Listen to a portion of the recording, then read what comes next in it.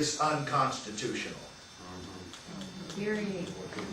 I also asked Congress to initiate real public financing of elections, proportional representation, preference voting, abolition of burdensome petition requirements for third parties and independents, and so working people can actually vote, making Election Day a federal holiday. I also asked them to quickly pass a constitutional amendment which says, corporations and other fictitious entities are not persons under this Constitution and shall have none of the rights and privileges thereof.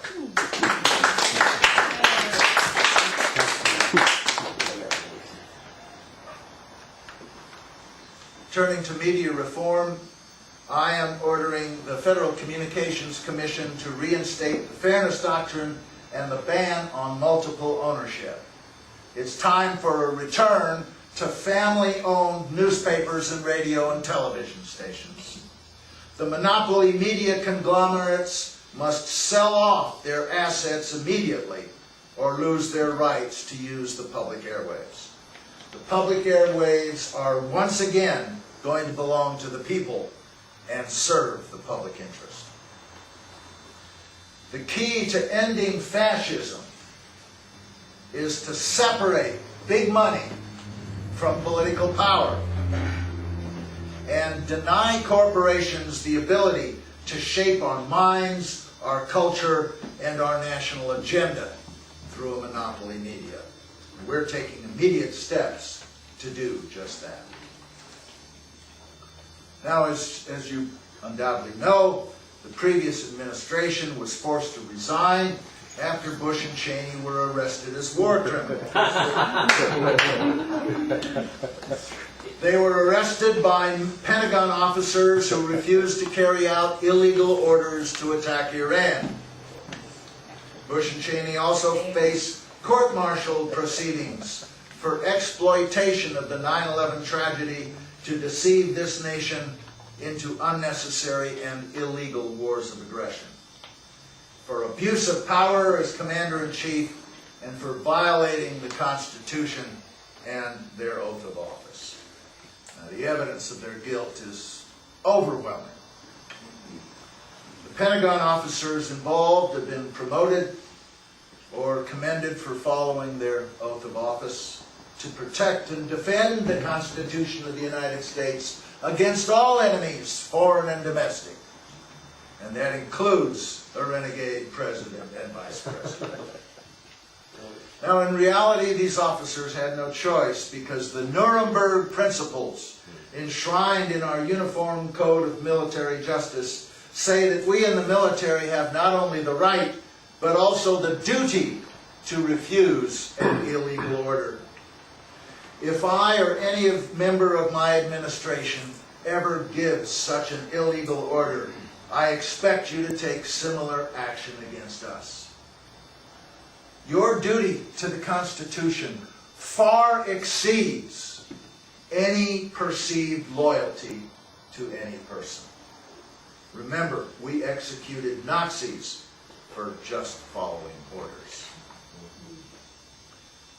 The real question about these events is why it fell to the military to take action. If you members of Congress had done your constitutional duty, these criminals would have been impeached long ago. It's a hackneyed expression, and I know you've heard it many times, but it's true. Clinton lied, no one died.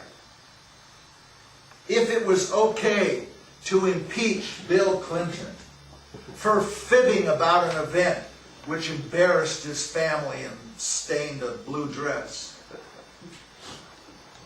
why did you refuse to impeach Cheney and Bush for deceiving us into a war costing so many thousands of lives? Where is the accountability?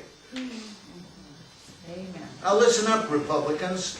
If it was right for Richard Nixon to have to resign under threat of impeachment for covering up an attempt to peek at the other party's plans, Why was it not right for you to immediately get rid of those responsible not only for 2 deadly wars of aggression, but for the loss of habeas corpus, spying on American citizens, torturing suspects in the phony war on terror, saddling our grandchildren with more trillions in debt, giving away our sovereignty with the North American Union, for goodness sakes, subverting the Constitution itself? Where is the accountability?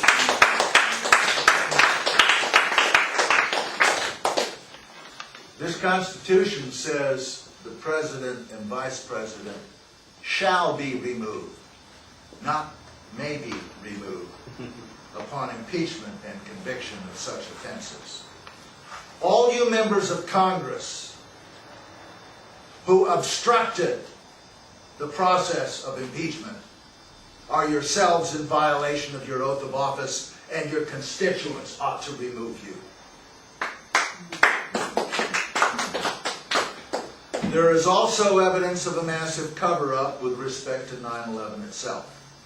The official 9/11 report, tightly controlled by the White House, amounts to a little bit of whitewash. When combined with the confiscation of videotapes, audio tapes, black boxes, and other evidence by the FBI, it is clear that regardless of who was responsible for 9/11, the subsequent cover-up was itself a conspiracy involving elements of the White House and the intelligence establishment. And again, you members of Congress who voted against the new investigation are accessories to that conspiracy. The American people have still not been told who was really responsible for 9/11. Dedicated researchers have proven that it could not have happened the way the Bush administration said it did. The truth about 9/11 is that after 7 years, we still don't know the truth about 9/11, and we should.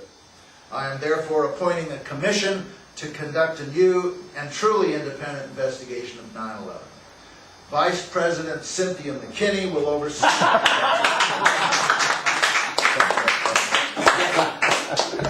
Never again must we allow this nation to be stampeded into war under false pretenses. Now, we have at times, including I think the last few years, had a government with bad policies. But we're a good people. What we have long needed is a government which reflects the values and the goodness of the American people. Now, our values and goodness are not reflected by a government which cooperates with big business to export our jobs and import cheap illegal labor.